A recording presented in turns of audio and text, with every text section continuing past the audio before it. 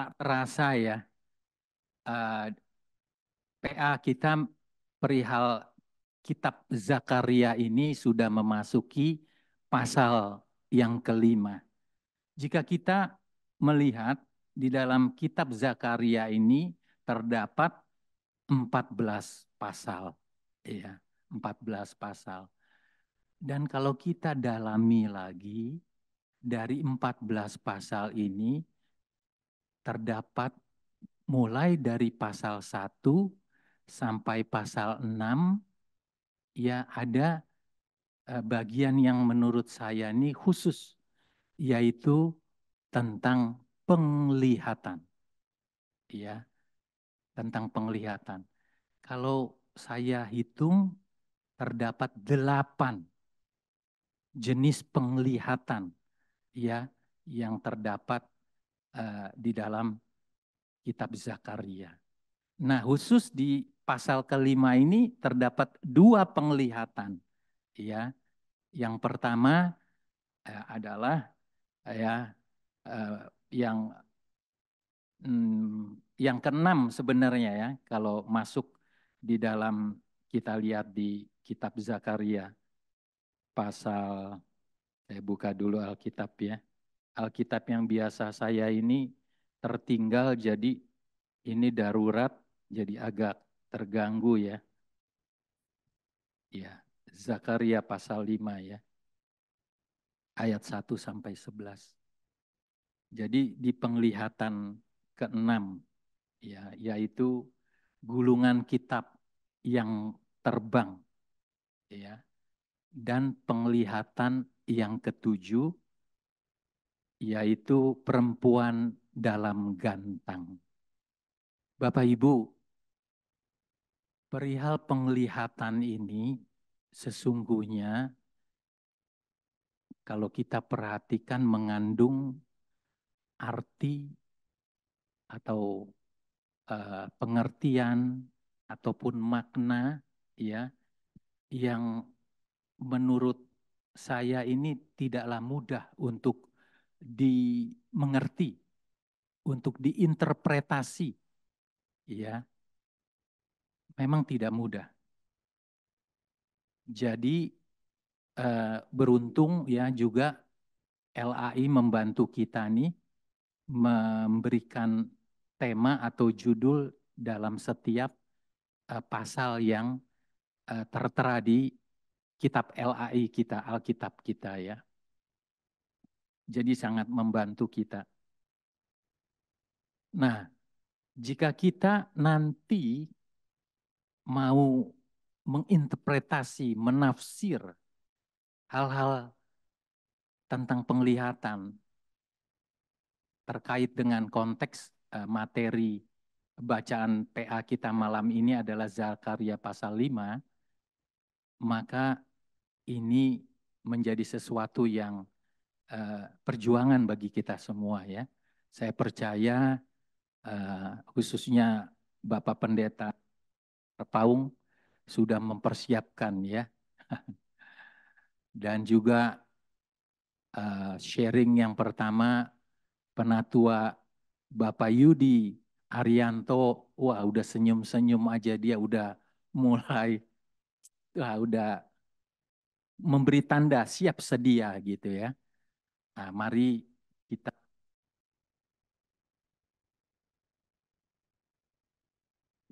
lagi ya, waktu ada kesempatan partisipasi, kita memberi pendapat, atau kita bertanya, ya disinilah tempat. Karena dalam PA ini kita saling belajar untuk memahami dan terlebih melakukan firman Tuhan dengan benar. Seperti ini ya soundnya agak tenggelam nih ya. Kayaknya mungkin ada gangguan sedikit namun tidak mempengaruhi ya. Baik, untuk menyingkat waktu kami persilahkan Bapak Yudi. Silakan Pak. Baik, terima kasih Pak Saud. untuk kesempatannya. Tapi kita belum membaca nih ya pasal 5 ini ya. Saya Iya. Mungkin seperti biasa kita akan baca bergilir ganti ya. Yang di Wisma bersama saja ya. baik-baik Yang pasal. di live streaming mendengarkan. Baik. Kita mulai dari Vera. Ayat, Pak. Baik, Zakaria pasal 5 ayat yang pertama. Aku melayangkan mataku pula, maka aku melihat tampak sebuah gulungan kitab yang terbang. Berkatalah ia kepadaku, apa yang engkau lihat? Jawabku, aku melihat sebuah gulungan kitab yang terbang, panjangnya 20 hasta dan lebarnya 10 hasta. Lalu ia berkata kepadaku, inilah sumpah serapah yang keluar menimpa seluruh negeri. Sebab menurut sumpah serapah itu, setiap pencuri di sini masih bebas dari hukuman. Dan setiap orang yang bersumpah palsu di sini juga masih bebas dari hukuman.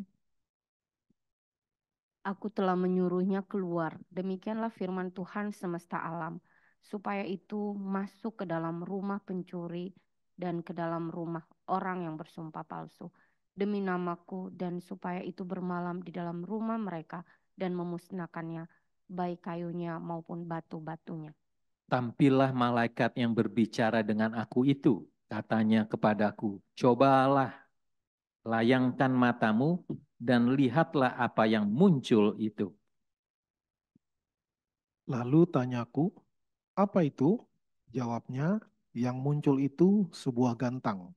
Lagi katanya, inilah kejahatan mereka di seluruh negeri. Lihat, tutup timah gantang itu telah terangkat, dan seorang perempuan duduk di dalamnya. Kemudian berkatalah ia, itulah kefasikan, lalu didorongnya perempuan itu kembali ke dalam gantang dan dibantingnya lah batu timah itu ke mulut gantang.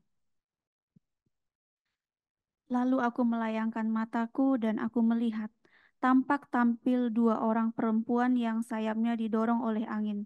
Adapun sayap mereka adalah sayap seperti burung meranggung. Mereka mengangkut gantang itu di antara bumi dan langit. Bertanyalah aku kepada malaikat yang berbicara dengan aku itu, kemana mereka membawa gantang itu? Jawabnya kepadaku, ke tanah Sinear, untuk mendirikan sebuah rumah bagi perempuan itu. Dan apabila itu selesai, maka mereka akan menempatkan dia di sana di tempat rumah itu didirikan. Iya, terima kasih. Sampai demikian pembacaan firman Tuhan. Namun saya sekali lagi menjelaskan kenapa saya tadi sampaikan bahwa yang membaca itu hanya yang di onsite di Wisma Bersama, bukan diskriminasi, namun mengajak kalau ingin membaca firman Tuhan untuk datang di Wisma Bersama next time. Terima kasih, silakan Pak Yudi. Baik, terima kasih Saul dan teman-teman semua atas waktunya. Seperti tadi sudah disampaikan Pak Saud ya, jadi di sini banyak eh, apa namanya penglihatan ini banyak simbol-simbol ya. Eh, saya juga terus terang tidak sempat semuanya mengungkapkan ya simbol-simbol itu ya, tetapi message-nya sih saya dapat ya gitu ya. Mungkin nanti dilengkapi dengan teman-teman semua. Jadi kalau kita sesuai bacaan kita ini adalah penglihatan keenam ya gulungan kitab. Jadi gulungan kitab ini eh, Zakaria melihat tampak sebuah gulungan kitab yang terbang ya. Jadi gulungan kitab ini panjangnya itu 20 hasta dan lebarnya 10 hasta. Nah, jadi lumayan besar ya. Jadi mungkin seperti spanduk gitu ya. Karena gulungan kitab ini kalau saya cari-cari itu panjang satu hasta itu adalah sepanjang siku lengan orang dewasa sampai ujung jari, kira-kira 45 cm. Itu ukuran Indonesia ya. Tapi kalau di zaman Zakaria ini saya tidak tahu ya, mungkin lebih gitu ya. Mungkin orang dulu 1 meter kali ya. Kalau 1 meter berarti kalau 20 hasta, ya 20 meter gitu ya. Gede juga gitu ya. Nah itu kira-kira lah supaya kita punya bayangan aja sih. Nah kemudian malaikat itu berkata ya, waktu si Zakaria melihat gulungan kitab itu, malaikat itu berkata, inilah sumpah serapah yang keluar menimpa seluruh negeri. Ya. Jadi di dalam gulungan kitab itu ada sumpah serapah. Nah, apa yang disumpahkan di sumpah serapah itu ya? Kenapa sumpah serapah itu ada di dalam gulungan itu? Ternyata di negeri ini ya, dalam orang-orang Israel yang sudah memasuki kembali dari pembuangan ya, itu masih ada dosa pencuri ya. Pencuri yang melakukan pencurian tapi masih bebas dari hukuman. Kemudian ada juga dosa yang bersumpah palsu ya. Nanti di sini kalau kita lihat ayat 4 itu sumpah palsunya itu demi namaku, demi nama Tuhan. Jadi bersumpah demi nama Tuhan. Jadi ada 2 hal dosa ini yang masih terjadi di tengah-tengah orang Israel atau bangsa Israel yang kembali dari pembuangan ini ya. Nah itu faktanya ya. Kemudian yang penglihatan yang kedua, sebelum sampai situ ya.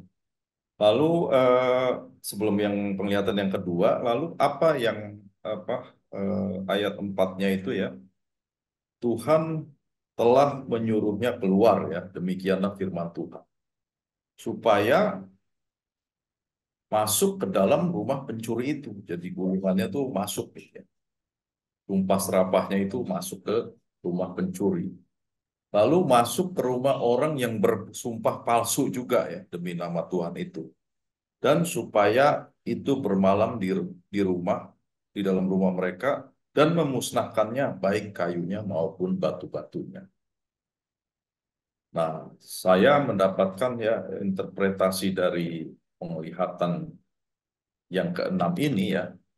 Jadi sekalipun ini umat sudah kembali dari tanah pembuangan ya, tapi belum hidup sesuai hukum Tuhan gitu ya. Jadi mereka itu sebetulnya kan sudah diminta untuk membangun bait suci ya. Tetapi kehidupan moral mereka sebetulnya masih melakukan pelanggaran dosa ya. Antara lain tadi yang disebutkan mencuri dan bersumpah palsu ya. Artinya kalau ini merefer kepada 10 hukum Taurat, paling tidak ini salah 2 dari hukum Taurat itu sudah dilakukan oleh bangsa ini gitu ya. Nah, padahal mereka memasuki tanah perjanjian kembali ya.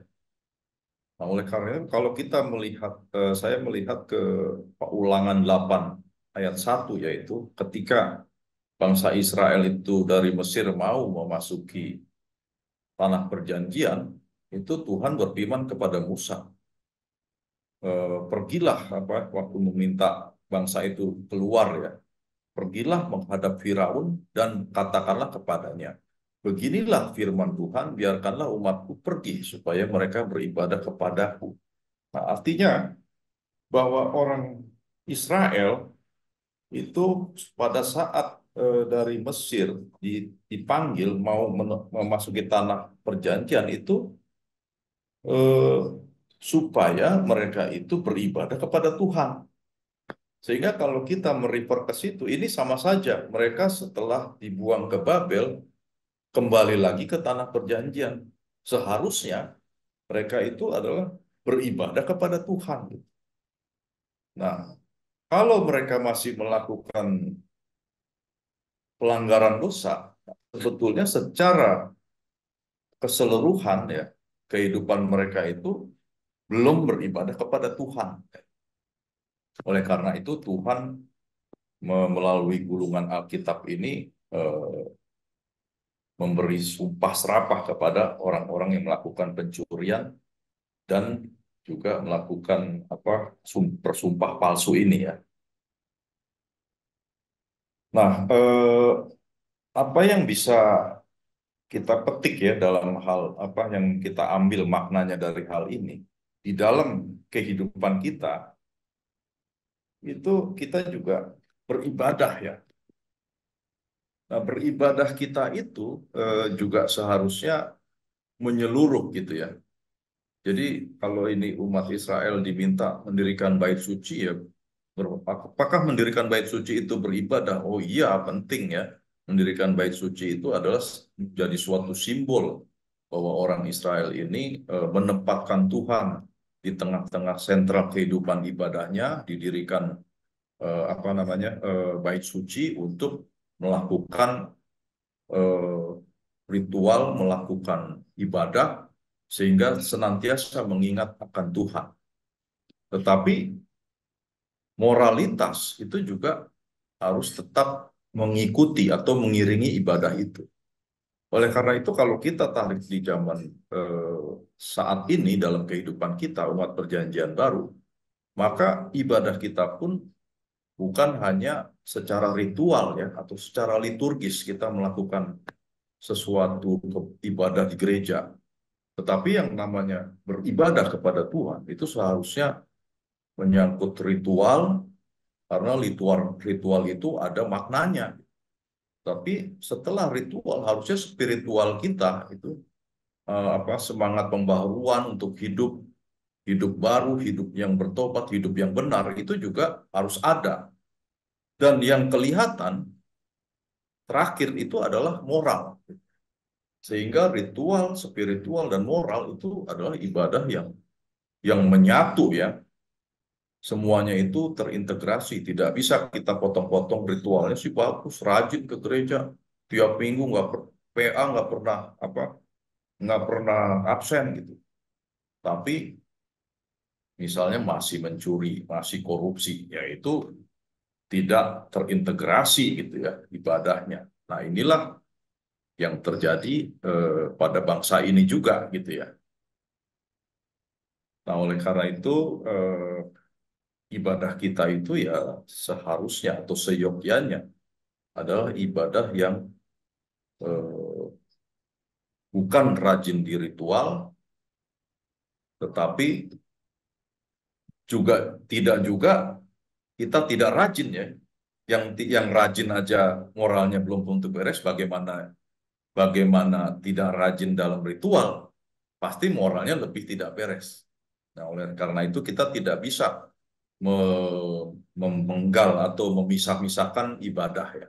Jadi ritual, spiritual, moral itu adalah satu kesatuan ibadah yang utuh, yang tidak bisa kita pisah-pisahkan.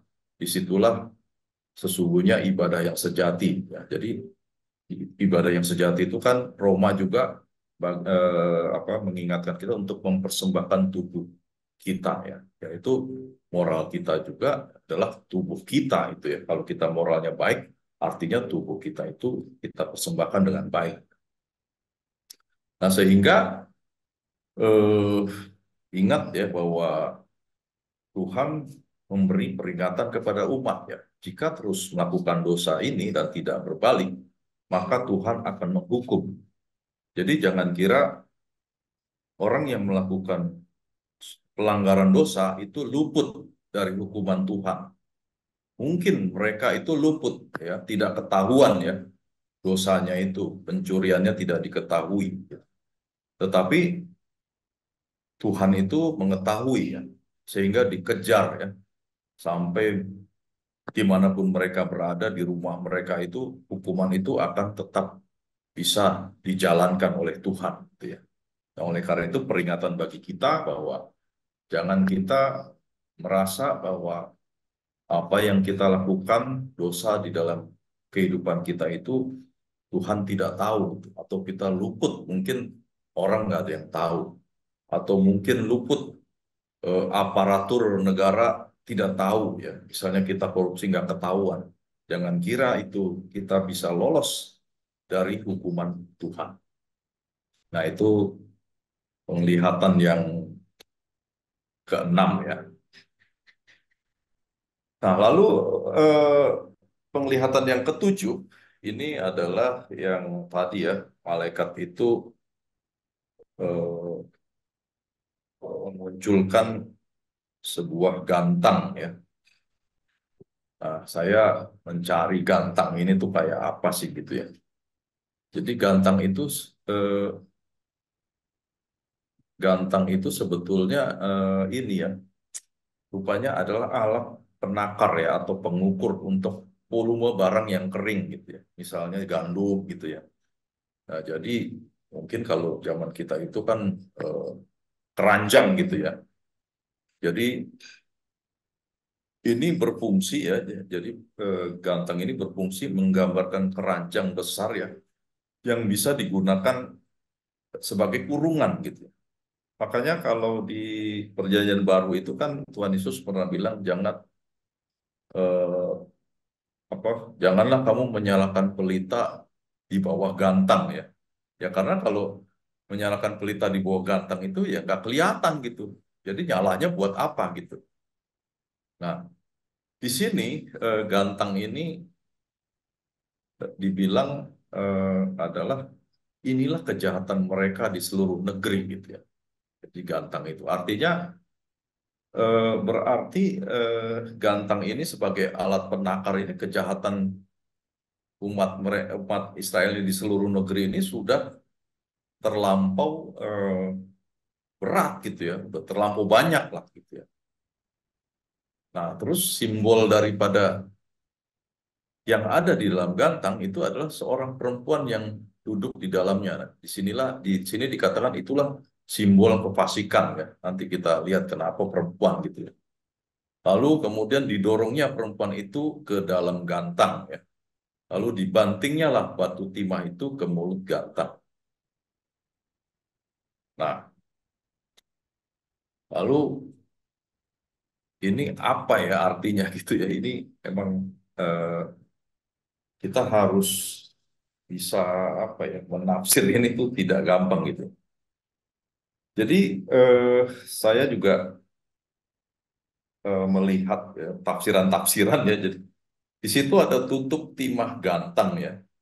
Jadi ada dua versi nih ya. Kalau merujuk pada versi yang pertama itu tutup timah gantang itu merujuk kepada batu pengukur yang digunakan dalam perdagangan. Jadi jika ini demikian, ini memperkuat pandangan bahwa penglihatan ini menyangkut perdagangan yang korup gitu ya. Tapi versi lain lagi ya, ini tutup timah gantang ini adalah untuk tujuan keamanan gitu ya. Jadi makanya perempuan itu mau keluar langsung ditutup lagi ya, supaya kejahatannya yang mau mencoba melarikan diri itu tidak bisa gitu. Nah lalu kenapa isinya itu perempuan gitu ya? Memang perempuan sebegitu parahnya gitu ya diidentikan sebagai kejahatan gitu ya. Nah, tadinya saya pikir apa karena perempuan ini yang pertama berdosa gitu ya, memberikan buah terlarang itu kepada Adam gitu. Tapi saya tidak mencari itu tidak dapat gitu ya. Eh, jadi tapi ada ya tafsir dari Utle itu kata kejahatan sendiri ya, kata kejahatan itu adalah sebuah kata benda ya. Itu kata bendanya dalam bentuk feminin gitu. Nah, sehingga kejahatan itu dipersonifikasikan dengan perempuan gitu ya. Nah, ada juga beberapa penafsir ya melihatnya bahwa perempuan ini sebagai mewakili penyembahan berhala ya. Nah, sehingga diparalelkan gitu ya kejahatan ini dalam eh, bentuk seorang perempuan. Nah, selanjutnya Sorry, saya lihat lagi ya. Selanjutnya, setelah perempuan itu tidak boleh keluar gitu ya, lalu ada eh, tampil dua orang perempuan yang sayapnya didorong oleh angin ya. Tapi saya tidak sempat ini meneliti dua perempuan ini ya, apakah ini malaikat ataukah apa gitu ya. Tetapi mereka mengangkat gantang itu di antara bumi dan langit gitu ya. Ya berarti di antara bumi dan langit di bawah terbang gitu ya. Lalu si Zakaria bertanya pada malaikat yang berbicara dengan aku itu, kemanakah mereka membawa gantang itu? Nah, jawabnya malaikat itu ke tanah Sinear ya untuk mendirikan rumah bagi perempuan itu, dan apabila itu selesai maka mereka akan menempatkan dia di sana di tempat rumah itu didirikan. Nah, di sini ada tanah Sinear. Kenapa sih dibawa ke tanah Sinear gitu? Emang kenapa nggak bawa ke tanah Abang gitu ya, ke tanah tinggi atau kemana gitu ya?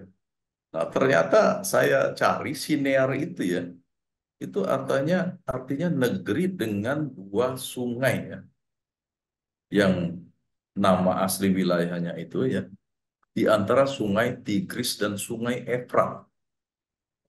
Jadi yang belakangan itu disebut sebagai Babel ya. Artinya tanah Siniar itu ya di Babel ya, di Babilonia gitu. Di sana Nimrod pernah mengangkat dirinya jadi Raja Babel ya. Nah, ada juga karena ini tempatnya di Sungai Tigris, di apa ya, di sungai, di antara Sungai Tigris dan Sungai Efrat ya. Ini juga dulu Taman Eden itu ada sungai yang terbagi 4 cabang ya. Itu ada Bison, ada apa namanya Gihon ya. Nah, kemudian sungai yang ketiga bernama Tigris dan mengalir ke sebelah timur Asyur. Sungai yang keempat bernama Efrat ya. Sehingga kemudian Tuhan Allah menempatkan manusia di Taman Eden ya, untuk mengerjakan dan memelihara taman itu. Dan kemudian kita tahu bahwa di taman itulah manusia jatuh ke dalam dosa. Jadi ini penafsiran membaca ini ya, saya menafsirkan bahwa disitulah kejahatan itu eh, dilambangkan ya di tanah Sinear itu. Sehingga jikalau umat Israel itu berdosa, maka tanah perjanjian bukanlah tepatnya. Dia akan dibuang ke tanah Sinear, tanah tempat orang berdosa, tempat Babel ya, tempat manusia awal juga jatuh di dalam dosa. Nah, apa yang bisa kita maknakan ya dari yang apa penglihatan yang ketujuh ini? Kita pun umat perjanjian baru ini sebetulnya sedang menuju ke tanah perjanjian ya, tentu Yerusalem baru. Nah, oleh karena itu kita pun harus membuang kejahatan gitu ya. Karena memasuki tanah perjanjian itu kita harus menjalankan suatu kehidupan yang baru ya, yang sesuai. Apa sih sebetulnya tanah perjanjian itu ya? Tanah perjanjian itu adalah tanah di tempat orang yang sebetulnya tidak seharusnya, yang tidak melakukan dosa ya, atau atau hidup kita yang sudah dikuduskan, yang sudah dibenarkan. Nah, sehingga kita harus mengidentifikasi kehidupan kita itu kepada tanah perjanjian ya yang baru, menyesuaikan gitu. Hidup kita sebagai manusia itu menyesuaikan diri kita kepada tempat tanah perjanjian yang baru di mana seharusnya kita hidup beribadah kepada Allah kita. Nah, kalau kita saat ini hidup kita masih melakukan suatu kejahatan ya, atau kefasikan, itu artinya kita masih mengidentifikasikan kita itu pergi ke tanah Sinear gitu. Atau mungkin dalam bahasa sekarang itu ya kita baunya itu ke neraka gitu. Jadi jangan sampai kita berpikir kita mau ke surga, gitu, tetapi hidup kita sesungguhnya tidak cocok gitu. Lebih banyak baunya bau neraka gitu. Nah inilah yang menjadi pesan gitu ya bagi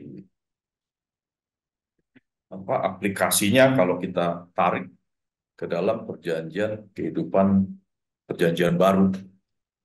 Nah mungkin itu Pak Saud yang bisa saya sharingkan, kiranya dapat memberkati teman-teman semua. Terima kasih. Ya, baik. Terima kasih Pak Yudi atas Ya, sama-sama. pemaparan dan juga penjelasannya menurut saya cukup jelas ya, memberikan kita wawasan di dalam konteks PA ini. Ya, terima kasih. Bapak Ibu, saya hanya ingin melengkapi saja dalam apa yang pernyataan yang lebih simpel ya. Jadi ada kata hasta itu, rupanya kata hasta yang LAI pakai itu berasal dari bahasa Sangsekerta yang sama dengan kalau bahasa Ibraninya ama, kalau bahasa Inggrisnya qubit, tulisannya cubit ya, qubit. Nah, satu hasta ini benar apa yang Pak Yudi katakan bahwa dari ujung situ ke ujung jari yang paling panjang jadi tengah. Nah, itu kalau dalam menggunakan ukuran anatomi tubuh.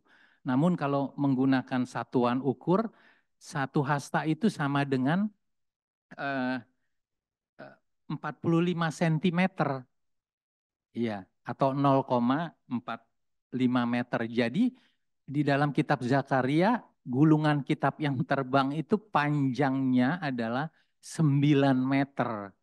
Gitu ya. Lebarnya 4,5 meter. Nah, itulah yang ini ya. Jadi memang kita nih sekarang ini ketika kita jelasan Pak Yudi itu dapat mengerti ya, memahami, memang ada hal lanjutan bagaimana kita harus mengaplikasikan ya, karena penglihatan ini punya maksud dan tujuan dan itu berdampak ya, berdampak dalam kehidupan kita juga harus mempunyai dampak. Nah, inilah dampak yang akan mengubah kita. Bagaimana ketika kita sudah mengetahui, memahami, untuk melakukannya tidak mudah. Sangat-sangat tidak mudah.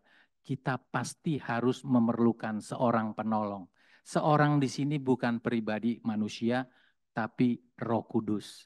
Nah, itu pendapat saya melengkapi. Silakan Bapak Ibu, baik yang di Wisma Bersama dan di online, kiranya bisa memberikan pendapat ataupun pertanyaan.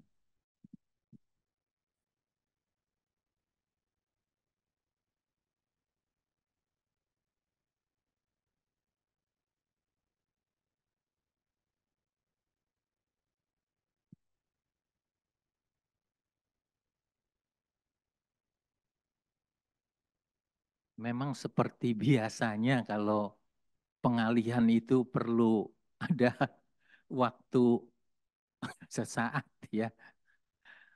Saya tertarik nih ya kalau boleh karunia penunjukan ya. Ada firman engkau engkau satu bukan lagi dua. Saya melihat Yandoko dan Mei istri ini selalu satu kemanapun, kepaduan suara satu, ke PA satu, dan konsisten benar nih. Jadi saya berharap hari ini dimulai deh untuk pasangan yang diberkati Tuhan ini. Silakan.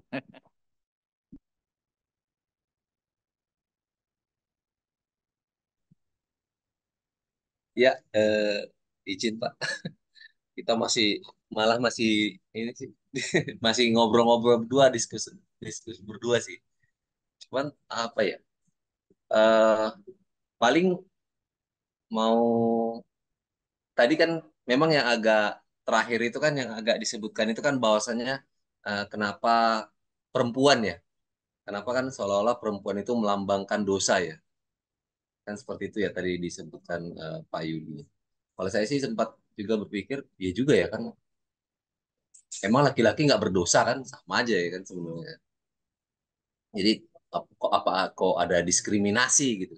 Tapi juga sebenarnya kan kalau misalnya kita juga melihat konteks di Alkitab kan sebenarnya kan juga kalau saya nggak salah ya, kalau nggak salah kan kita kan umat Tuhan ini atau orang-orang percaya atau orang Israel mungkin kan itu kan disebut juga sebagai mempelainya Kristus ya.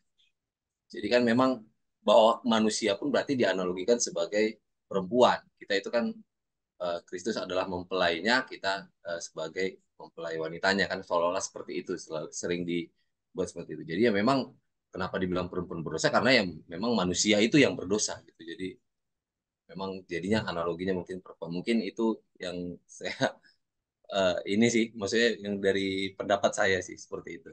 Mungkin itu Pak. Dulu terima kasih. Ya, baik. Wah, akhirnya keluar juga ya. Terima kasih. Atau mau dilengkapi dengan istri nih, sekalian, satu paket. Menyusul ya nanti ya. Baik, Nyusul. oke. Adakah Bapak Ibu selanjutnya untuk menyampaikan pesan-pesan? Silakan. Oh, Pamela, silakan Pamela.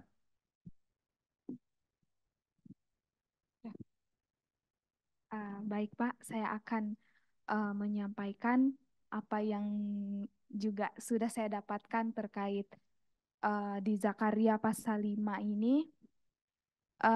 Di sini saya melihat khususnya untuk dua penglihatan ini ada gulungan kitab yang terbang dan perempuan dalam gantang ini.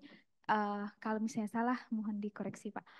Ini saya melihatnya itu adalah suatu simbolik yang apa namanya, suatu simbolik yang firman itu sampaikan kepada Zakaria itu mengingatkan bangsa Israel seperti itu.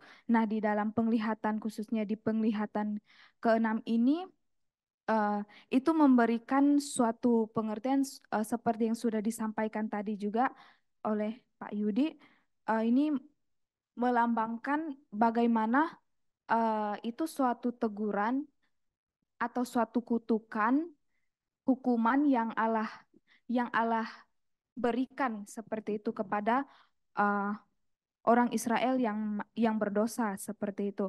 Nah, saya melihat di tafsiran sabda itu walaupun istilahnya Allah memiliki kemurahan seperti itu, tetapi panjang sabar. Nah, seperti di 2 Petrus 3 ayat 9 itu tadi saya sudah membaca. Saya akan bacakan biar kita bisa mendengarnya. Tuhan tidak lalai menepati janjinya, sekalipun ada orang yang menganggapnya sebagai kelalaian, tetapi ia sabar terhadap kamu, karena ia menghendaki supaya jangan ada yang binasa, melainkan supaya semua orang berbalik dan bertobat. Nah, saya mengartikan khususnya di ayat ini, di mana adanya suatu teguran atau kutukan ini, saya kembali lagi melihat bahwa Allah itu tetap sabar seperti itu, tetap sabar, dan apa yang sudah terjadi itu sebenarnya itu Allah itu ingin umatnya itu untuk kembali kepada Dia lagi seperti itu. Tetapi yang kita ketahui bahwa ini adalah suatu perbuatan yang istilahnya yang mengingatkan gitu, mengingatkan secara pribadi bahwa kita memiliki Allah yang memiliki kesabaran, kasih. Nah, tentunya ya kita sebagai anak-anaknya juga belajar seperti itu, tapi terkadang itu sulit seperti itu. Nah, kemudian di bagian penglihatan yang ketujuh itu tentang perempuan dalam gantang itu melambangkan seperti yang sudah disampaikan Pak Yudi tadi juga, itu merupakan suatu penyembahan berhala atau ke bahasa kasarnya kebejatan umat Israel itu kepada dari setiap perbuatan yang mereka lakukan itu sangat ya tidak berkenan seperti itu. Nah, bahkan dikatakan di sana orang fasik, artinya bagaimana orang yang tidak bergaul dengan firman Tuhan atau masih melakukan kesalahan itu atau pelanggaran yang tidak sesuai dengan apa yang Tuhan kehendaki gitu. Itu dikatakan harus disingkirkan seperti itu. Artinya jangan sampai berdekat, jangan sampai tetap ada di situ seperti itu. Maksudnya tetap berada bersama-sama dengan sesuatu yang benar seperti itu. Tetapi orang dosa itu harus disingkirkan. Artinya kalau kita lihat di dalam masa kini bagaimana ya mungkin itu sering kita temui di gereja-gereja seperti itu. Bahkan di kita sendiri seperti itu. Nah, oleh karena itu di sini saya juga belajar bahwa ternyata itu adalah perbuatan yang sangat yang tidak pantas lah seperti itu kita lakukan. Tetapi karena kita diingatkan kembali, ya tetaplah berada di dalam setiap apa yang menjadi apa yang Tuhan kehendaki. Nah, seperti itu. Nah, kemudian dari penglihatan yang ketujuh ini, saya ada kebingungan seperti itu, Pak. Nah, kebingungannya itu seperti ini. Jadi, di sana kan ada dikatakan, khususnya di ayat yang ke-8 itu tentang batu timah. Nah, batu timah. Nah, itu maksudnya seperti apa? Seperti itu. Dia itu dibanting dan dibanting ke mulutnya gantang. Maksudnya itu seperti apa gitu? Maksudnya kok harus batu timah dan dibanting lagi ke gantang seperti itu, dan kenapa harus itu batu timah seperti itu, Pak? Terima kasih, Pak. Terima kasih, Pamela. Luar biasa karena Pamela sudah lulus, tinggal peneguhan ya. Sudah peneguhan malah jadi semangatnya berapi-api. Waduh, kita harus lebih sharing nanti ya. Aduh, luar biasa. Terima kasih. Apalagi pernyataan Tuhan itu murah hati, panjang sabar, berlimpah kasih karunia. Namun tidak murahan dia, ya kan? Oh, itu harus taat setia kita ya, gitu. Tapi untuk menyingkat waktu nanti, mungkin ada lagi kita prioritaskan yang di online, di Zoom. Jangan sampai karunia penunjukan lagi nih. Yang kedua, silakan Bapak Ibu yang di Zoom.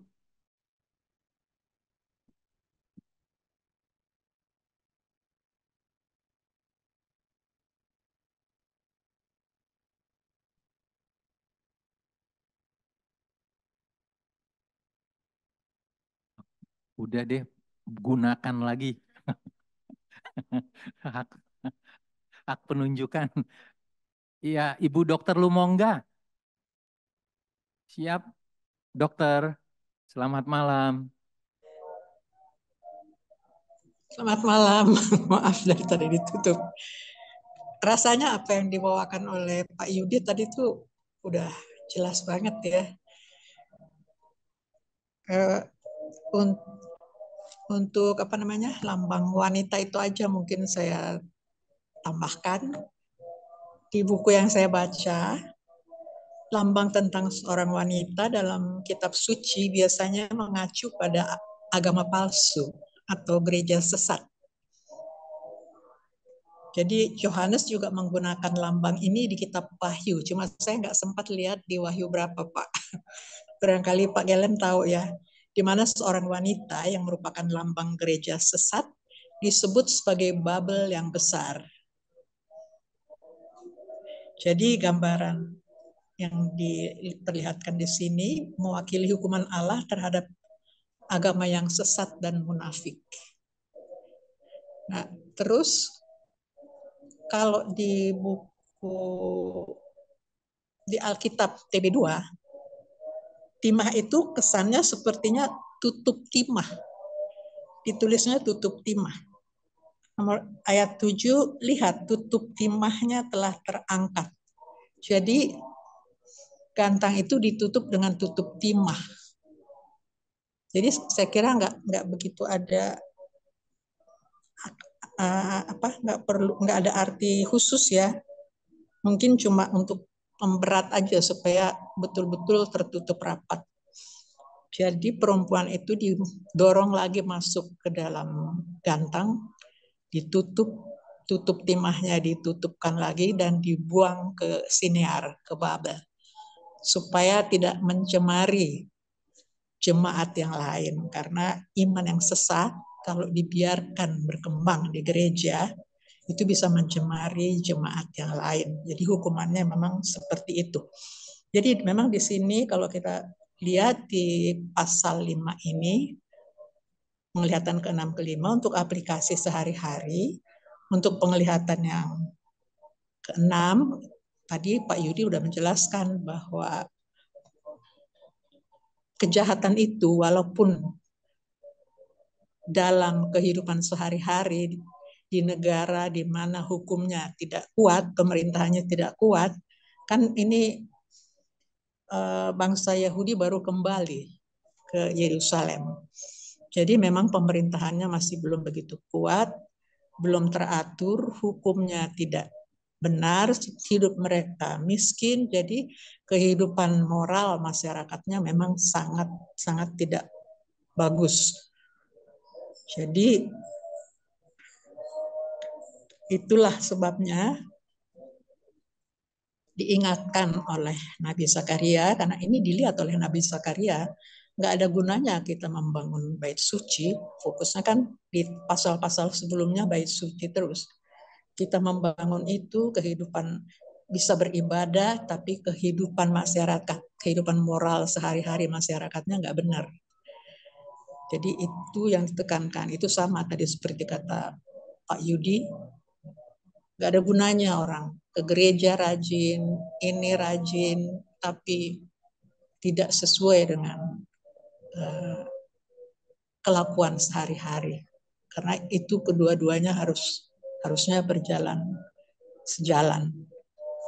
Itu yang pertama. Yang ketujuh ini yaitu mengenai ajaran-ajaran sesat. Ajaran-ajaran sesat jangan dibiarkan di dalam gereja, karena itu akan bisa mempengaruhi anggota jemaat yang lain dan bisa merusak. Jadi harus dibuang jauh-jauh ke tempat di mana nggak ada lagi orang yang akan melihatnya. Barangkali itu yang bisa saya ambil dari pasal 5 ini.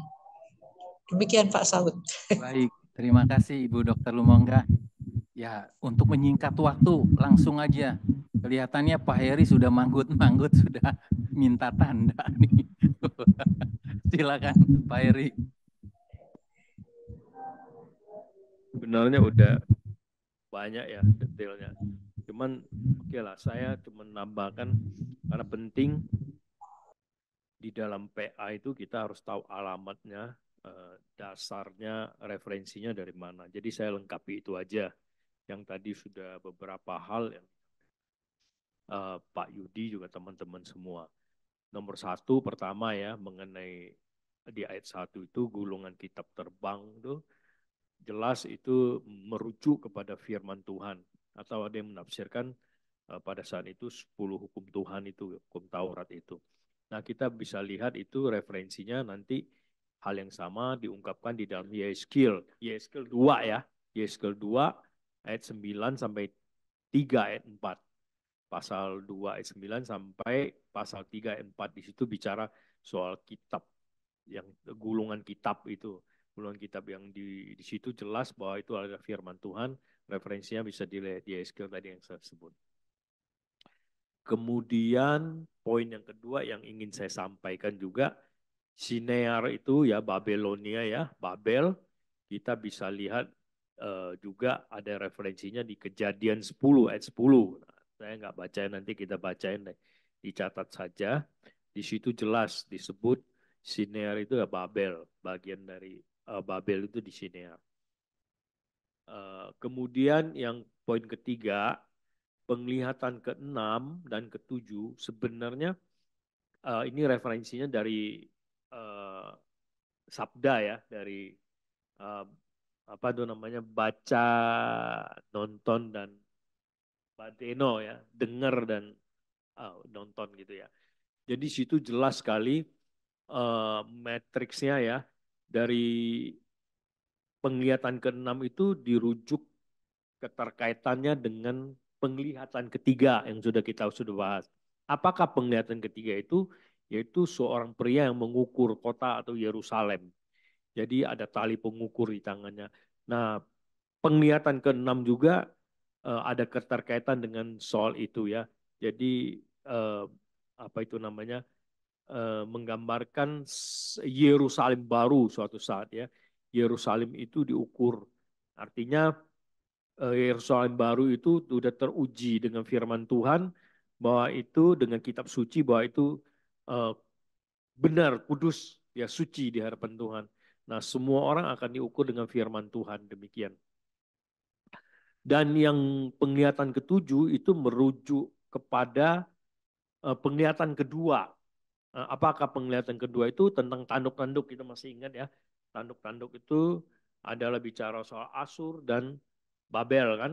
Kemudian datanglah tukang besi yang menghancurkan tanduk-tanduk itu. Yaitu bicara soal sekelompok tukang besi ini merujuk kepada Persia ya begitu, yang menghancurkan Babel dan Asyur gitu. Nah, perempuan dalam gantang ini ya, yang penglihatan 7 dirujuk kepada hal itu. Tadi Bu Lumungga sudah mengatakan bahwa itu adalah apa itu namanya, apa, fasik ya tadi disebut ya, kefasikan ya. Nah seperti itulah bangsa, nation, juga umat, bukan hanya umat Israel, tetapi seluruh bangsa, seluruh manusia itu kejahatannya tidak bisa dielakkan lagi. Tutup timah itu menunjukkan berapa beratnya ditutupkan, sehingga perempuan itu, kejahatan itu tak bisa lepas dari hukuman Tuhan. Akan dibuang ke nation ya, fasik. Babel itu tadi ya, tempat yang fasik. Seperti itu, akan di sana bangsa-bangsa akan dihukum Tuhan ketika Tuhan akan datang, seperti itu. Ketika Tuhan akan menjadi hakim. Nah, selain itu yang mungkin perlu saya tambahkan adalah bahwa pemberontakan Israel ini juga merujuk kepada perempuan ini. Bahwa berabad-abad, bertahun-tahun yang silam dari nenek moyang mereka, umat ini sudah berontak terhadap perjanjian Tuhan angkat dengan nenek moyang mereka. Jadi mereka pantas untuk dihukum. Nah, layaknya perempuan ini ya bisa ditafsirkan, beberapa tafsiran memang mengatakan perempuan ini ya memang menunjukkan berhala, selain tadi Ibu Lumungga katakan. Jadi berhala. Dan saya juga setuju itu ya, kalau kita lihat perempuan ini melambangkan kejatuhan manusia, kejahatan ya. Kita lihat mulai dari Hawa, terus kita lihat juga banyaknya gundik-gundik istrinya Solomon yang mempengaruhi dia untuk berhala, ya seperti itu. Dan apalagi tentang perempuan ini bisa kita lihat juga secara nation ya, perempuan yang tokoh yang istrinya yang mempengaruhi Ahad ya, kejahatan waktu zamannya Elia, seperti itu ya, Ahab ya, Isabel betul. Ini menunjukkan kejahatan seperti perempuan. Nah, ingat Tuhan memperumpamakan pelacur, kejahatan dia, umatnya yang melawan Tuhan, berpaling dari Tuhan, meninggalkan Tuhan, itu adalah berhala. pelacur. Hosea disuruh menikahi Gomer, ya, seorang perempuan pelacur, begitu ya. Jadi ini penting ya kita untuk pemahaman ini bahwa ini berhala ya yang Tuhan tidak sukai seperti itu. Dan itu tidak ada ampun ketika Tuhan akan menghakimi. Nah, menariknya kalau kita perhatikan sebenarnya dua penglihatan ini menuju kepada bahwa Tuhan akan datang bukan hanya kepada umat yang akan nanti dihiburkan karena pernah mengalami penganiayaan, bahwa musuh-musuh kejahatan-kejahatan akan Tuhan hukum, akan Tuhan balaskan.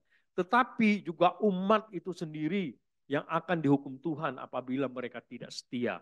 Itu tema yang saya kira penting sekali. Ketidaksetiaan. Jadi kalau kita tarik kekinian, kita belajar di gereja masa kini kita sekarang sebagai umat Allah, tadi udah disinggung ya, baik Bu Lumongga, Pak Yudi ya, dan teman-teman semua. Bahwa ya jangankan kamu nggak pernah belajar firman Tuhan, secara pribadi nggak pernah ngadep Tuhan, mendengarkan firman Tuhan, mendengarkan suara Tuhan. Bahkan keinginanmu, permintaanmu pun tidak sampai kepada Tuhan. Artinya tidak ada sebuah relasi yang antara kita ke Tuhan dan Tuhan ke kita. Timbal balik itu nggak ada. Dan kita hanya dengar khotbah di gereja dan kita hanya memuji Tuhan. Saya nggak percaya kita tahu bahwa apa yang menjadi kehendak Tuhan di dalam hidup kita. Nah, dengan demikian pasti saya bisa mengatakan pasti kita akan tersesat dan kita tidak setia. Kita akan menjadi pelacur yang membuat kejahatan, yang menolak Tuhan di dalam sikap hidup kita. Belajar aja dengan pertolongan Roh Kudus, kita senantiasa seringkali jatuh. Ya, saya seringkali kalau baca firman Tuhan, saya minta belas kasihan Tuhan, Roh Kudus, untuk meteraikan firman Tuhan dalam hidup saya, supaya saya ingat dan saya melakukan. Percaya apa tidak, Bapak Ibu, ini sharing pribadi. Ketika pagi membaca firman Tuhan, siang aja saya bisa lupa, tadi firman Tuhan bicara apa ya. Jadi saya mensikapi itu setiap saat ketika saya lupa, pasti saya buka lagi, saya baca lagi. Supaya saya ingat, saya tulis, saya berikan kepada orang lain. Itu tujuannya selain boleh mencapaikan firman Tuhan, saya juga memberitakan firman Tuhan, saya juga belajar untuk mengingat apa yang Tuhan mau saya lakukan di kehidupan saya sehari-hari dari firman yang saya baca. Ketika malam saya baca lagi, saya boleh mengingatnya kembali. Itu barangkali Pak Smooth udah terlalu panjang seri saya jadinya. Terima kasih. Enggak apa-apa Pak Heri. Jadi timekeeper kita masih ada waktu berapa nih sebelum diserahkan ke narasumber? Masih 14 menit. Waduh, ini waktu berharga banget deh saat ini ya. Bukan dalam pengertian ekonomis, time is money, tapi waktu sangat berharga untuk kita saling menguatkan, meneguhkan. Masih ada yang mau disampaikan? Esron. Oh iya silakan. Di sisi kanan ya, kanan atas kalau di layar. Silakan. Ya, shalom, selamat malam. Suara saya terdengar. Iya, jelas. Silakan. Selamat malam Bapak Ibu, selamat malam Pak Pendeta Gelen, Pak Gembala. Maaf saya tadi terlambat karena lagi membimbing mahasiswa skripsi datang ke rumah. Jadi saya agak terlambat. Jadi saya kurang mengikuti dari awal. Tapi saya sudah persiapan sejak Pak Heri kirimkan link. Saya persiapan, oh Zakaria, oke. Jadi saya persiapan. Sharing-sharing.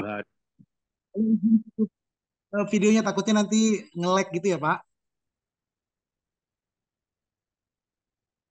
Baik, menarik untuk membahas kitab ini karena saya tadi juga sudah mendengar beberapa narasumber yang sangat berbagi untuk kita.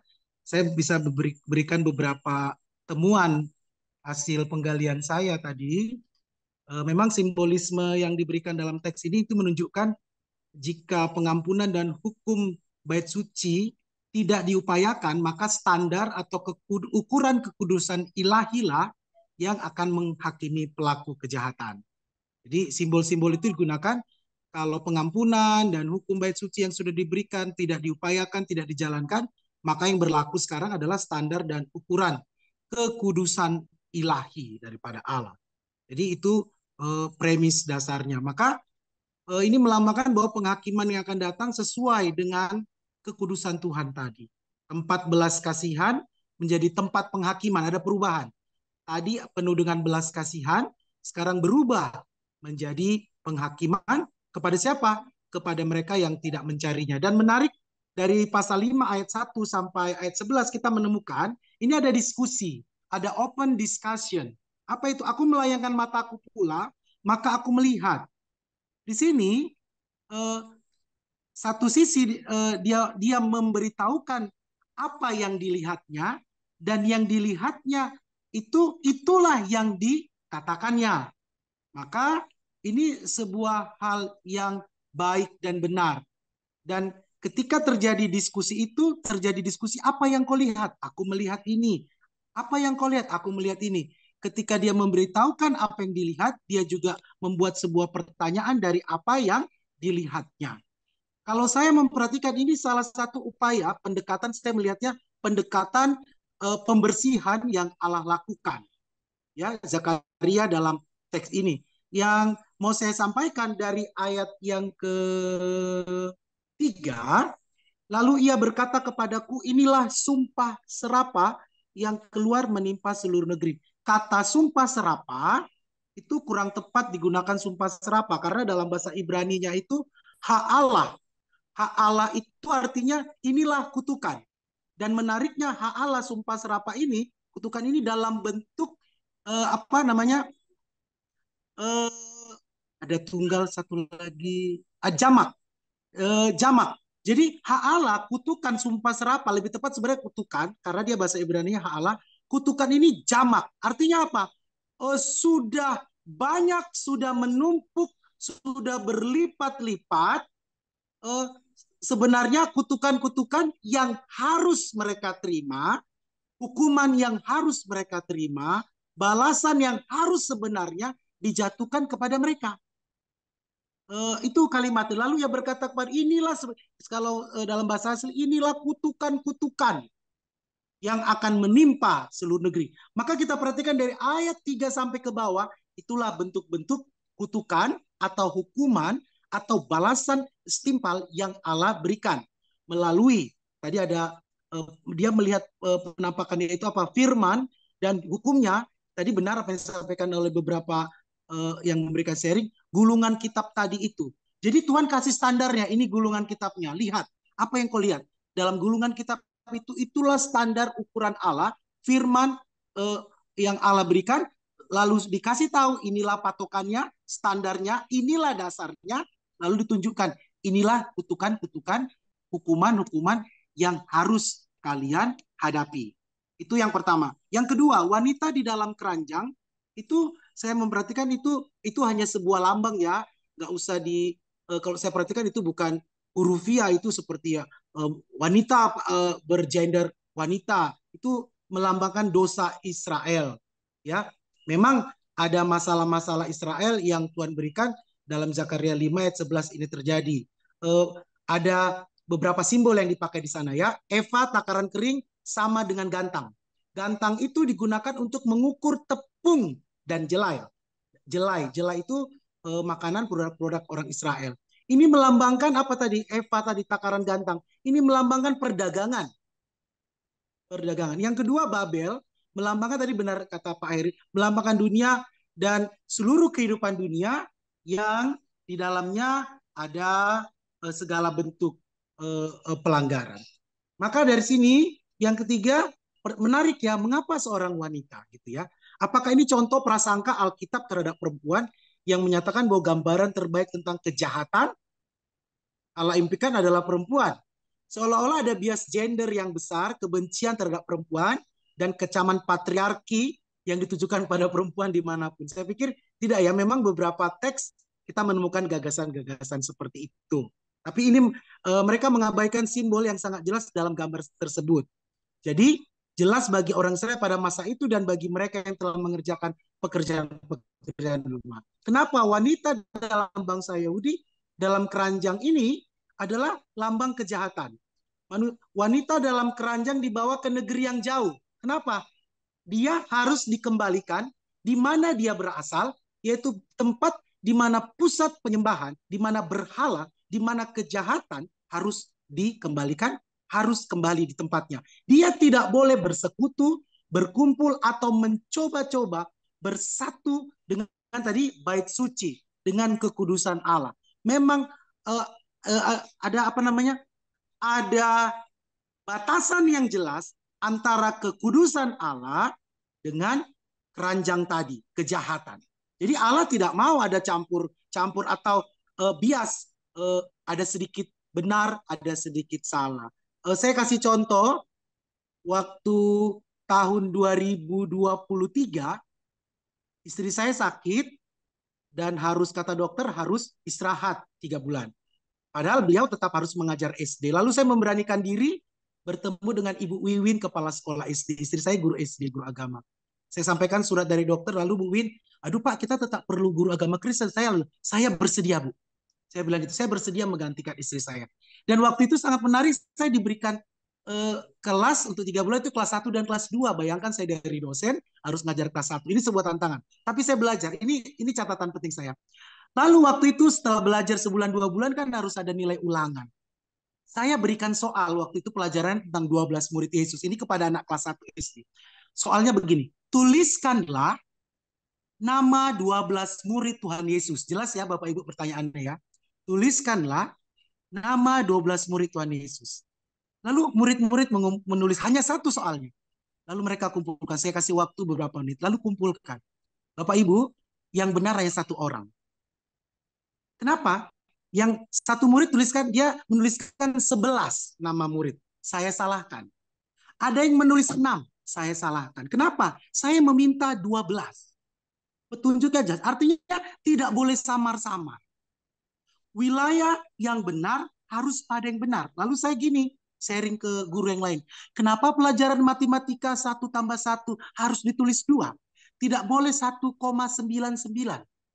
Kenapa pelajaran agama Kristen atau firman Allah yang adalah kebenaran dan Allah sendiri kita boleh membiaskan? Seolah-olah tidak ada batasan yang jelas antara benar dan salah. Dalam bagian teks ini saya memberikan ada batasan yang jelas antara dosa dan kekudusan Allah. Itu yang bisa saya bagikan di malam hari ini. Terima kasih Bapak Ibu, Tuhan memberkati. Ya, terima kasih Bapak Esron. Ya, waduh, pemaparan seorang dosen teologi memang spesifik ya, sistematis. Iya, terima kasih Pak Esron. Akhirnya kembali juga ke waktu ya. Timekeeper, apakah sudah selesai? Sudah ya. Berapa? 4 menit. Wah, 4 menit lagi. Ya, kita langsung aja ya, serahkan ya. Nanti setelah, oh ya, 1 atau 2 khusus Pak Pendeta bisikan ke saya pertanyaan. Silakan. Baik yang di Wisma Bersama maupun yang di Zoom. Silakan.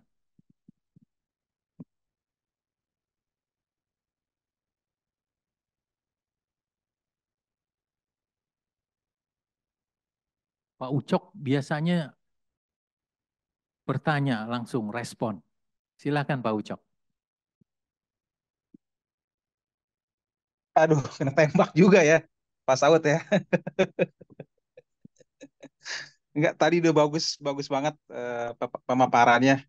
Jadi kalau dari saya mungkin ini sedikit mungkin melanjutkan pertanyaan saya tengah-tengah malam, Pak Gelen ya. Saya kalau ada hal-hal yang nyangkut di kepala kayaknya nggak enak tidur kalau belum nanya ke Pak Gelen gitu. Jadi itu mungkin kaitannya ke apa? Tadi kita ngomongin Babel apa tadi di Kitab Wahyu gitu ya. Terus juga Babel punya tujuan untuk satu bahasa, satu logat gitu ya. Nah, itu ada kaitannya gak sih itu dengan apa yang akan menjadi eh, apa keunggulan kita juga di masa depan, tapi sekaligus juga tantangan gitu ya, menghadapi teknologi AI gitu ya.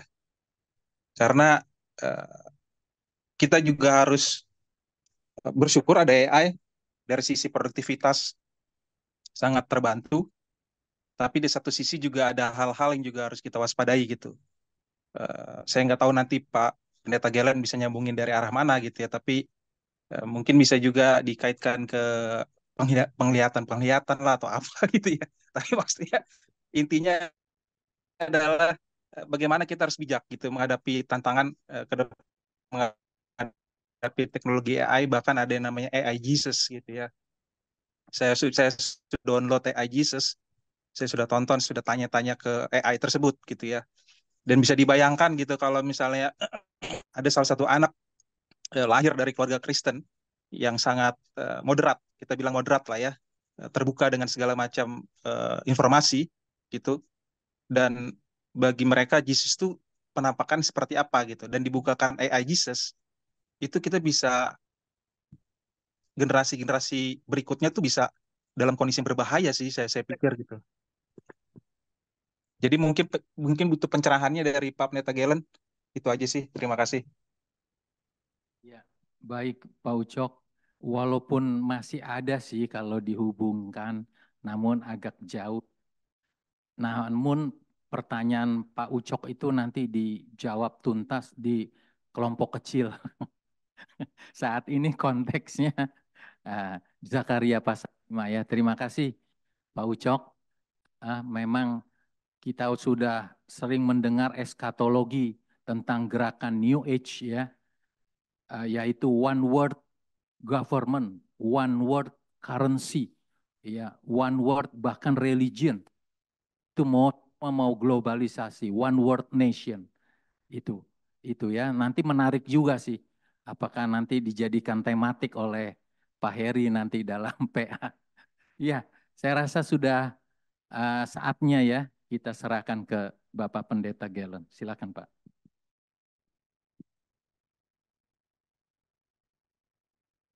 Boleh izin share screen, admin? Masih disable nih.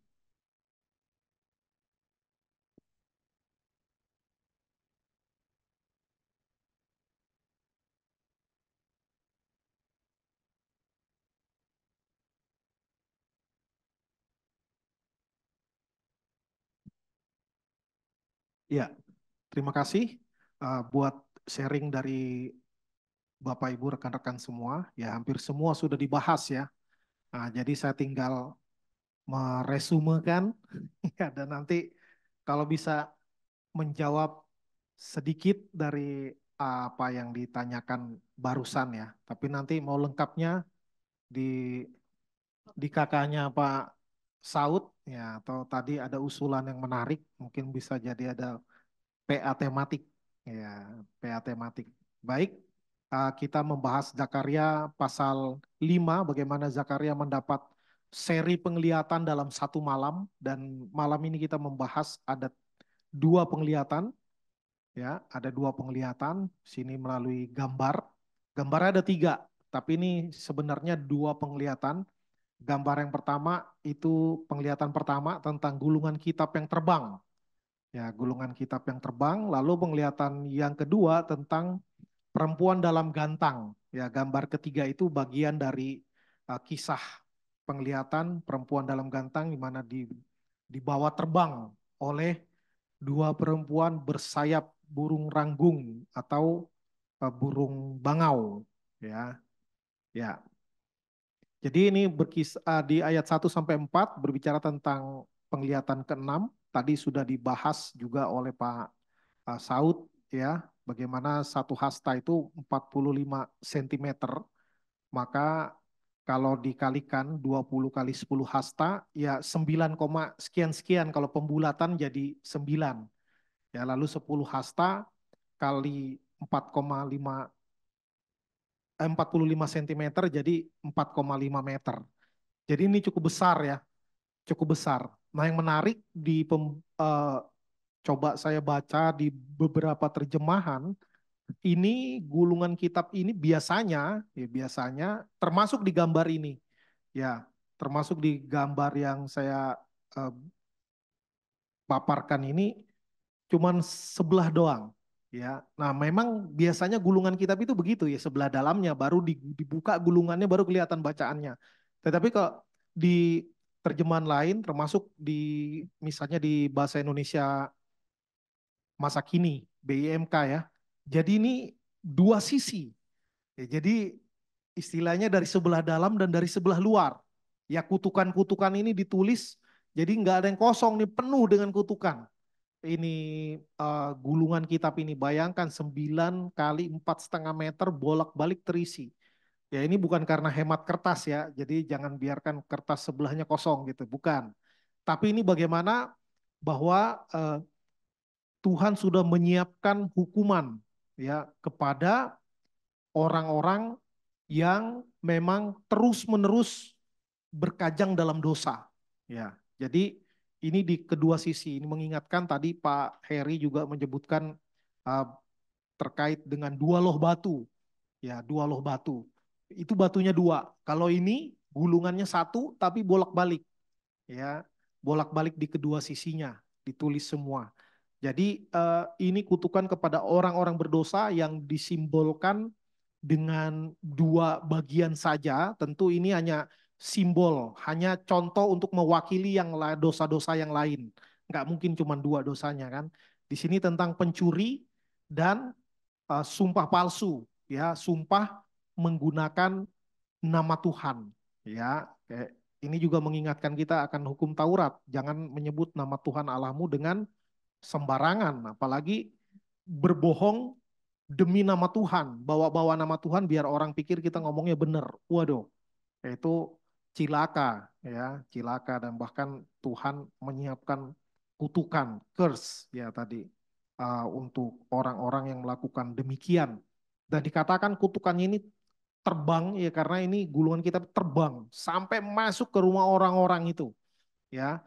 Jadi kalaupun ada orang yang merasa berbuat dosa nggak apa-apa tuh gitu kan, nggak dihukum kok ya, jangan kira ya tadi Pamela mengaitkan tentang Tuhan yang panjang sabar ya. Tuhan panjang sabar tidak berarti dosa tidak dihukum ya, apalagi yang sudah mulai merasa ya ternyata nggak apa-apa ya, mencuri nggak apa-apa kok ya asal nggak ketahuan gitu kan.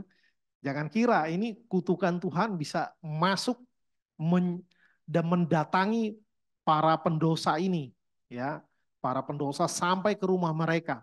Bahkan katanya akan dihancurkan, ya, batu-batu di rumahnya. Maksudnya itu akan dimusnahkan. Dengan kata lain dibinasakan. Ya, jadi Tuhan sudah menyiapkan semua itu.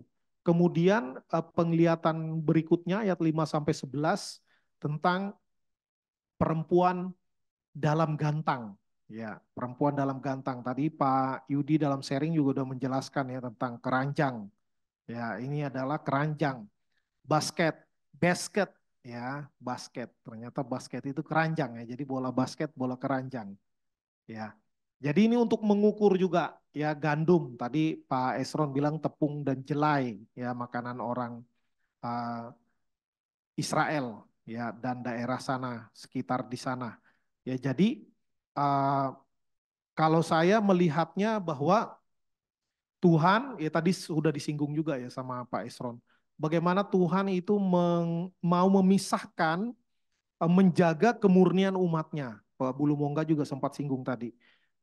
Bagaimana kejahatan itu akan dipisahkan dari orang-orang benar. Ya, jadi dibilang di sini isi gantang ini adalah kejahatan seluruh negeri. Ya, tentu ini simbol ya. Ini simbol. Bagaimana Tuhan akan mengumpulkan kejahatan dari seluruh negeri di dalam satu tempat. Ya, di dalam satu tempat, dan menarik ini memang ditutup dengan batu timah. Ya, ditutup dengan batu timah. Ya, kalau saya mengertinya bahwa ini kan logam, berat. Artinya tidak mungkin dibuka dari dalam. Ya, termasuk perempuan itu nggak sanggup bukanya. Ya, itu kan ada malaikat yang mengangkat batu timah itu, dan kemudian tadi yang ditanya Pamela, kok dibanting? Ya, lalu mulut gantang, mulutnya yang mana? Itu maksudnya permukaannya, Mela. Permukaan bulatan itulah dibilang mulut gantang. Jadi ditutupnya pas gitu loh. Ditutup pakai pakai pakai batu timah berbentuk bulat. Jadi sesuai dengan bentuk keranjangnya bulat. Jadi di agak ditekan ya tadi dibanting. Ya kalau di terjemahan lain pakai bahasa dikatupkan. Ya dibanting tapi maksudnya bukan maksudnya ditutup lah. Nah, mungkin agak kencang dikit. Kalau saya melihatnya itu sebagai menunjukkan otoritas. Ya, menunjukkan otoritas bahwa kejahatan itu bisa ditahan oleh Tuhan. Ya, kejahatan nggak bisa melebar kemana-mana kalau Tuhan berintervensi. Ya, nah kemudian tadi perempuan ini panjang lebar dijelaskan oleh Pak Heri. Ya, bagaimana ini bukan soal gender. Ya, perempuan ini memang berapa kali melambangkan kefasikan. Ya, uh, saya juga nggak akan bilang, oh karena yang pertama berbuat dosa itu perempuan. Nggak. Tapi memang dalam terminologi Yahudi, Tuhan itu gendernya laki-laki. Walaupun Tuhan tidak ada kelaminnya. Ya, jadi uniknya bahasa Ibrani itu, kata itu ada gendernya.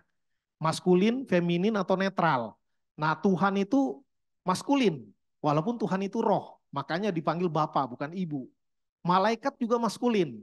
Nah, cuma di Indonesia nama angel pasti perempuan. Ya, padahal malaikat itu maskulin. Nah, di sini ada yang menarik nih nanti yang dua perempuan pakai sayap. Nah, kalau ini malaikat, ini satu-satunya tempat di kitab suci yang menyatakan malaikat gendernya feminim, perempuan. Tapi ini nggak disebut malaikat sih. Dibilang dua perempuan. Ya, nggak dibilang malaikat perempuan, enggak. Cuma dibilang perempuan. Cuma orang pikir malaikat karena ada sayapnya. Ya, tapi sayapnya nggak dibilang sayap malaikat, sayapnya kayak burung bangau. Ya, kenapa burung bangau? Ya menurut saya ini karena konteks di sana. Kalau ini di Indonesia pasti bilang sayap burung Garuda, ya yang kuat, gitu ya.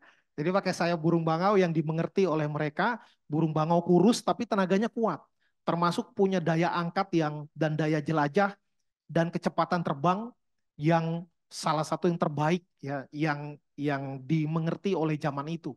Ya, dan burung bangau beneran ada ya, burung Garuda itu lambang aja ya, nggak tahu burungnya yang mana. Nah,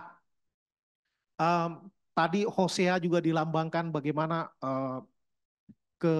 ketidaksetiaan termasuk penyembahan berhala itu kan dibilang bersundal. Tuhan itu sering menggunakan istilah kalau bangsa Israel berubah setia, menyembah Baal, menyembah dewa-dewa yang lain, Asitoret dan lain sebagainya, dibilang kau bersundal. Ya, maka bersundal logikanya dengan perempuan sundal. Ya, maka seringkali Babel itu juga diibaratkan sebagai perempuan sundal. Ya, ini kan nanti ada tentang tanah Sinear ya. Tadi yang Ibu Lumongga tanya Wahyu berapa ini? Wahyu 17 ayat 1. Babel itu juga melambangkan tadi ketidaksetiaan, persundalan, berubah setia kepada Tuhan, lalu juga kesombongan, kecongkakan. Tadi yang disinggung oleh Pak Ucok, ya, bagaimana Babel itu tempat pertama orang mau menunjukkan kesombongan kehebatannya, ya, mau bikin kalau zaman sekarang dibilangnya one stop living, ya. Satu tempat di situ semua orang tinggal, ya, super blok, ya. Semuanya ada di situ. Tapi itu bukan karena kemajuan teknologi, tentu itu kemajuan teknologi juga, tetapi akarnya adalah kesombongan, makanya dihancurkan Tuhan. Nah, lalu Babel itu juga jadi tempat pembuangan, maka Babel itu juga diibaratkan, digambarkan sebagai perempuan sundal. Di Yesaya 47 ayat 1 sampai 3 juga dijelaskan demikian. Jadi ini tidak ada kaitan tentang gender, ya, tapi ya itulah khasnya orang Israel, bahasa Ibrani, ya, bahwa kata itu ada gendernya. Kalau kota itu gendernya feminim, makanya jadi ibu kota, nggak ada bapak kota. Nah itu juga kalau dari bahasa Ibrani keren ya, ada gendernya. Bahasa Indonesia nggak ada gendernya, ya.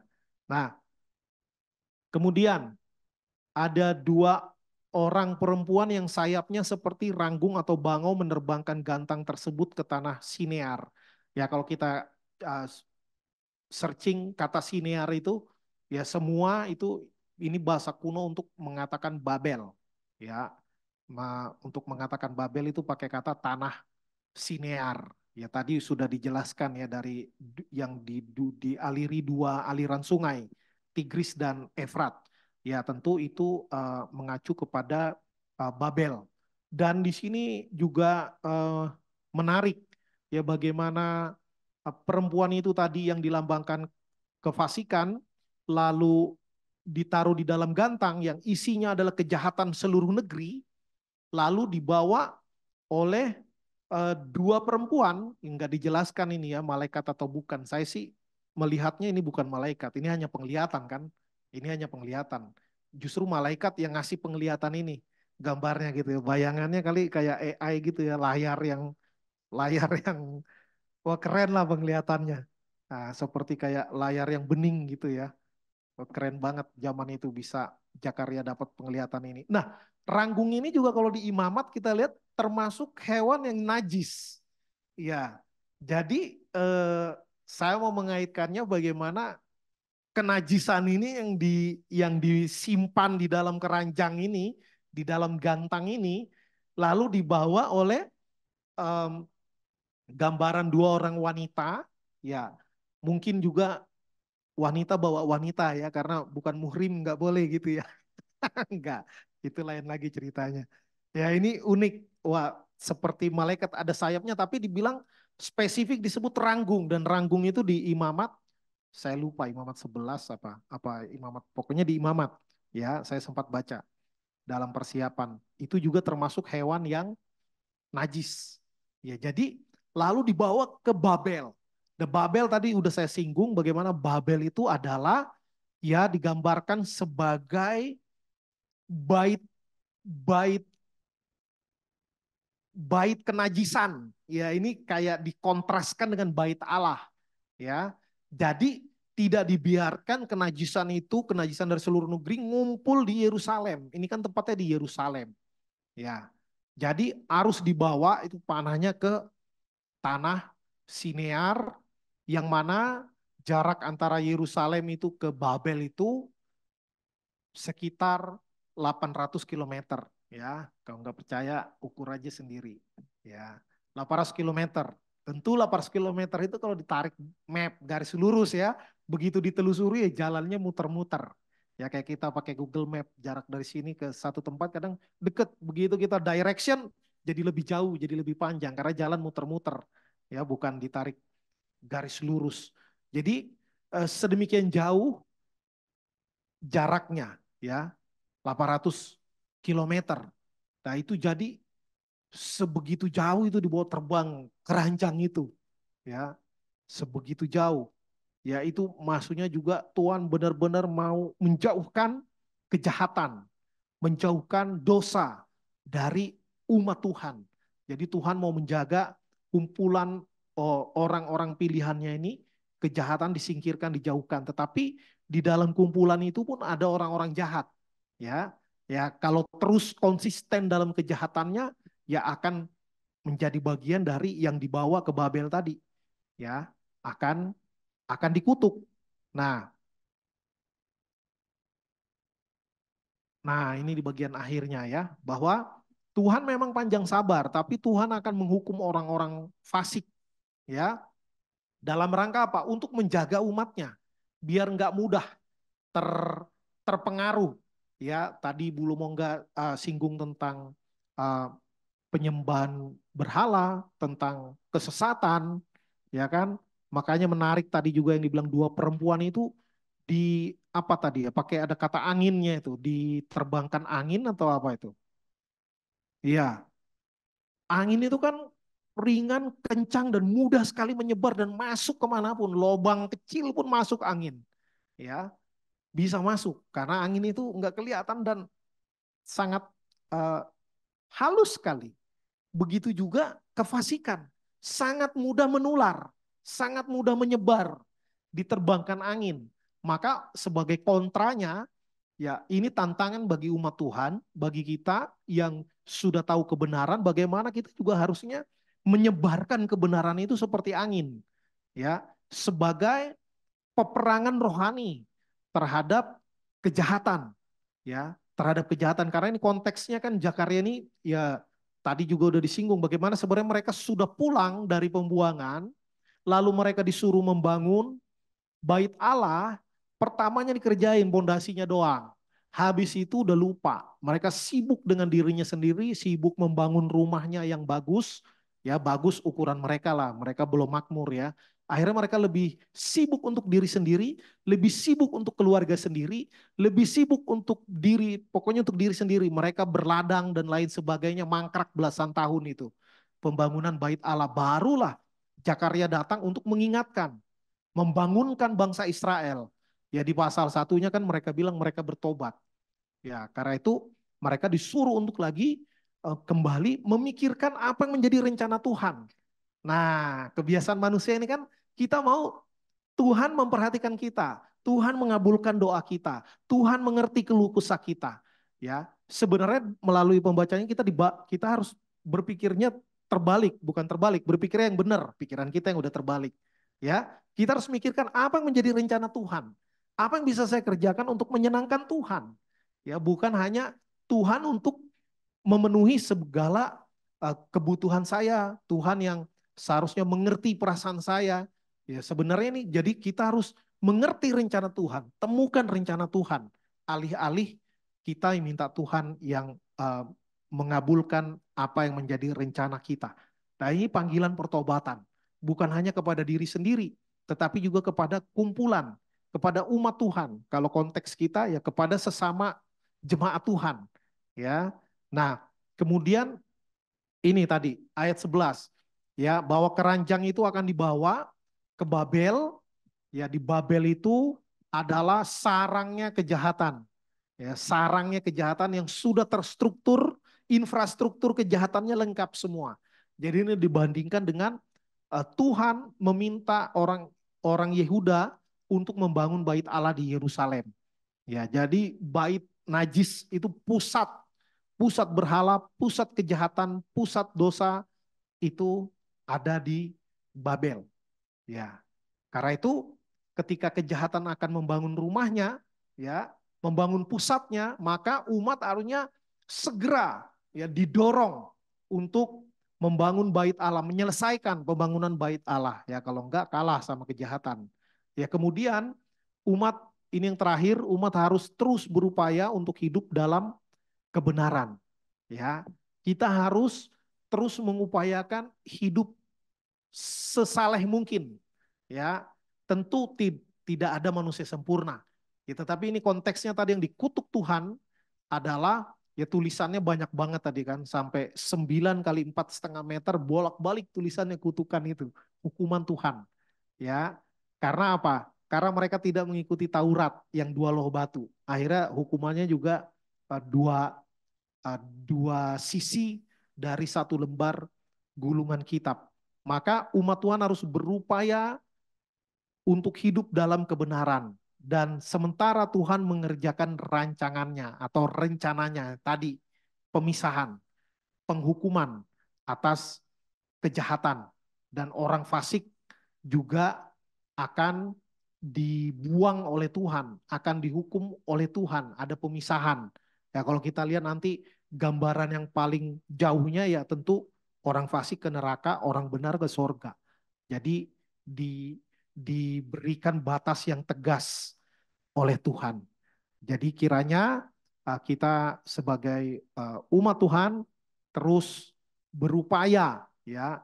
Tentu kekudusan itu juga kita bisa hidup dalam kebenaran anugerah Tuhan.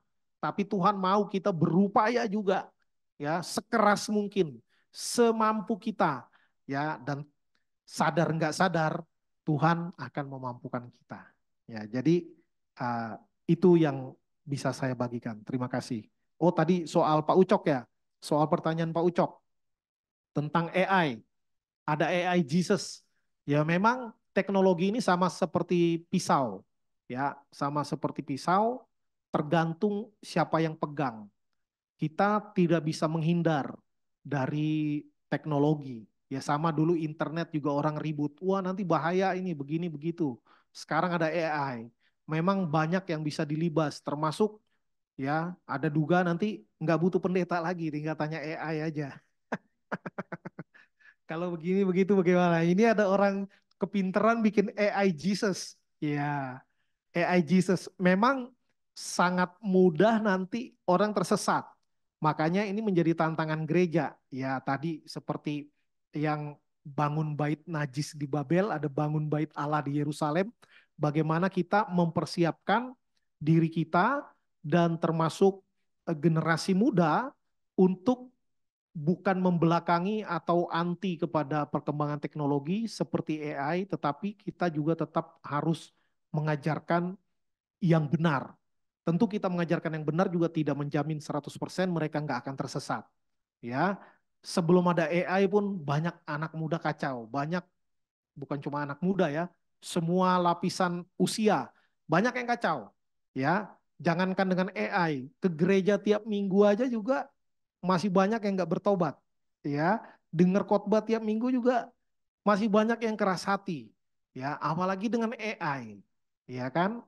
Bisa makin banyak tantangannya. Tetapi itu adalah bagian yang tidak terpisahkan dari perjalanan kehidupan. Makanya kita perlu bukan hanya di dalam kelompok besar mendengarkan firman Tuhan, tetapi yang mau dalam itu di kelompok kecil. Ya, makanya gereja kita menggalakkan, tapi jangan galak-galak ya, menggalakkan kelompok kecil. Supaya apa? Supaya ada diskusi di dalamnya. Ya, ada tukar pikiran, tapi jangan sampai pikirannya ketukar.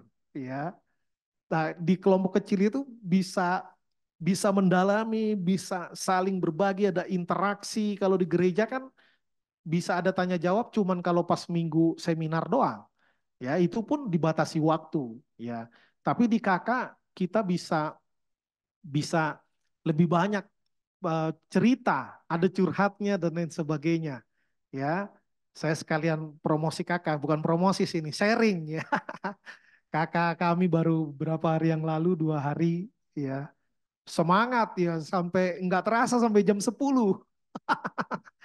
Akhirnya harus berhenti karena ada bapak-bapak yang harus bantu ngurus anak. Nggak terasa 2,5 jam ya. Jadi di situ asiknya ya, ada kisah kehidupan, ada bagaimana kita jatuh bangun dalam menjalani kehidupan. Nah, itu pentingnya ya, yang bisa didapat di kakak nggak bisa didapat di kelompok besar ya, seperti ibadah minggu. Makanya kakak ini penting sekali. Nah, bagi rekan-rekan yang mungkin belum masuk kakak, ayo masuk ya. Yang kakaknya lagi hibernasi ya. Ini udah musim panas ini. Ya, harus mencair lagi. Harus hidupkan lagi ya. Tuhan Yesus sudah bangkit. Maka kakak kita juga harus bangkit. Ya, yang sudah berjalan kobarkan lagi semangatnya. Ya, supaya kita, karena ini kita sedang dalam peperangan. Bahayanya kita pikir kita udah aman seperti bangsa Israel. Dia udah di Yerusalem, dia rasa dia udah aman. Padahal itu karena diizinkan Raja Persia untuk membangun bait Allah. Jadi itu mereka merasa aman lalu lupa hidup ini sebenarnya nggak pernah aman, nggak pernah damai. Selalu ada peperangan rohani ya di alam roh yang nggak kelihatan. Itu yang harus sadar kita supaya kita nggak merasa aman-aman saja, merasa damai-damai saja, padahal itu keamanan dan kedamaian yang semu. Ya, kita ada di dalam peperangan, jadi harus terus waspadalah, waspadalah. Ya, dan di dalam kelompok kecil kita lebih kuat ya, saling menjaga, saling mengingatkan ya. Di belakangmu ada apa ya, kalau orang apa itu eh, mabar mabar main game kan, awas itu ada apa di belakangmu, ada temen yang lihat kita nggak ngelihat. Nah, itulah pentingnya bersekutu di dalam kelompok kecil. Itu yang bisa saya bagikan. Terima kasih. Ya, baik. Terima kasih Pak Pendeta Gelen. Akhirnya waktu juga ya yang memisahkan kita. Namun sebelum itu, timekeeper, apakah masih ada waktu untuk closing statement Saya masih ya. Oh, bolehlah katanya. Iya. Jadi saya terpanggil untuk partisipasi ya dalam PA ini. Saya ingin menyampaikan tentang penglihatan yang pertama itu dari pelajaran dari Rabi Saul. Rabi Saul ini sebelum percaya Yesus kan. Ketika percaya Yesus dia adalah Rasul Paulus. Rabi Saul siapakah dia? Dia katakan aku orang Ibrani asli dari suku Benyamin. Tentang kegiatan aku penganiaya pengikut Kristus. Tentang kepatutan hukum Taurat aku tidak bercacat. Luar biasa. Jadi ia adalah sebenarnya seorang midras. Midras itu seorang yang kalau mau bertanya soal perjanjian lama, tanya sama beliau. Dia ahlinya. Ya, jadi saya kutip gulungan kitab penglihatan yang pertama ya sepadan dengan atau sebanding dengan 2 Timotius pasal 3 ayat 16. Segala tulisan yang diilhamkan Allah memang bermanfaat untuk mengajar, untuk menyatakan kesalahan, untuk memperbaiki kelakuan, dan untuk mendidik orang dalam kebenaran. 17-nya. Dengan demikian tiap-tiap manusia kepunyaan Allah diperlengkapi untuk setiap perbuatan baik. Konteks dari Zakaria ini tidak lari dari konteks umat pilihan Tuhan. Yang sekarang adalah gereja. Jadi dalam Zakaria umat ini berdosa. Sama kita pun akan mengalaminya. Paulus luar biasa. Yang kedua, tadi saya sudah mendengarkan paparan tentang perempuan. Namun saya agak sedikit beda. Namun anggaplah ini sebagai satu wawasan. Nggak usah setuju juga tidak apa-apa. Ya perempuan kita ingat. Proto-evangelium. Kejadian pasal 3 ayat 15. Keturunan perempuan ini akan meremukan kepala keturunan ular dan keturunan ular akan meremukan tumitnya. Walaupun berbicara tentang Kristus, tapi orang yang percaya Kristus ya, sejak dari perjanjian lama ya, itu disebut pengantin atau mempelai Allah. Sama kita juga ada. Jadi perempuan di sini di Zakaria pasal 5 identik dengan perempuan Wahyu pasal 17. Jadi ini memang berasal dari umat Allah, bahkan pimpinan, dan tapi dia murtad, bukan lagi memuliakan Allah, memuliakan dirinya. Sama seperti yang di Zakaria. Umat Allah, imam-imam mungkin masuk di situ, namun bukan memuliakan Allah. Dia berdagang, dia melakukan hal-hal yang justru melawan Allah. Justru perempuan di sini adalah, kita tahu sekarang, dia keturunan yang memang seharusnya menjadi beriman dan harus taat melakukannya. Demikian Bapak Ibu, closing statement dari saya. Terima kasih, Tuhan memberkati kita semua.